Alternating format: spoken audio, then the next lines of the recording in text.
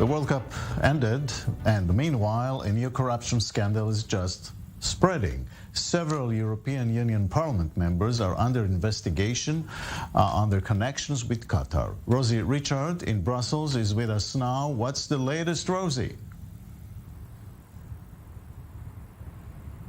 Jacob, as you pointed out, this scandal has just been snowballing here in Brussels. I'll just give you a reminder of the initial details. So a couple of Fridays ago, prosecutors and police here in Belgium launched a major probe. They were looking to uncover technology to try and get some evidence of what they suspected was corruption. And in fact, what they found was bags of cash. We are talking more than €1 million in cash found at various locations in Brussels, including some of it at the apartment of a former vice president of the European Parliament. When it was found, she was in fact a sitting vice president. She has since been stripped of her duties. Now, Belgian prosecutors said this was a suspected case of corruption, so a case of MEPs, members of the European Parliament, and other people here in Brussels potentially taking bribes.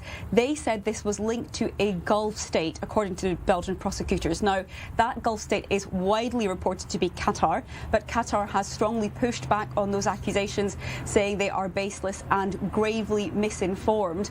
Now, we understand that Italian prosecutors are mulling whether or not to hand over two more suspects to Belgian authorities. That is the daughter and the wife of a former MEP who has been charged with corruption and with money laundering. The next date, key court date in this scandal, is expected to be on the 22nd of December, when Eva Kaili, who was that sitting vice president of the European Parliament, is expected here in a Belgian court here in the capital in Brussels.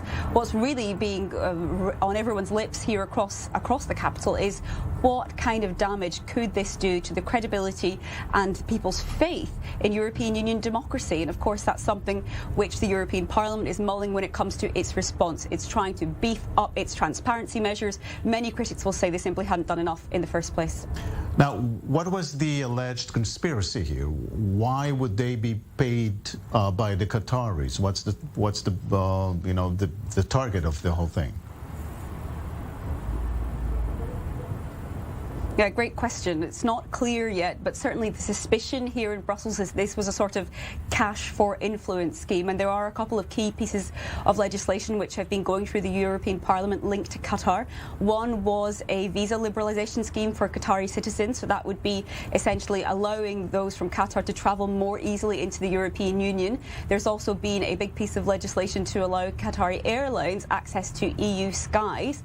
Now, as of Thursday last week, European parliamentarians voted to suspend all legislative work on files linked to Qatar, and they also voted to ban Qatari officials from the premises of the European Parliament. And Qatar has reacted to that, according to one Qatari diplomat, by saying that essentially this kind of response, and let's remember Qatar does deny any involvement here, it says that this response from the European Parliament could complicate ongoing cooperation between Qatar and the EU, particularly when it comes to, it said, the global energy security. And let's not forget the EU is embroiled also in an energy crisis, trying to diversify away from Russia. So this kind of complicates the diplomatic chessboard that EU countries will be trying to navigate here. And when it comes to the case of whether or not Belgian prosecutors will officially name Doha in this probe, which they have not done so far. So prosecutors still investigating as we speak, and still a lot of question marks here. But certainly the suspicion, as I said, is that this was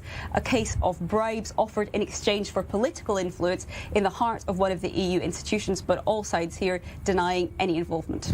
And we cannot ignore the timing. I mean, this thing came into light at the peak of the World Cup games in Qatar. Is this a coincidence? I doubt it.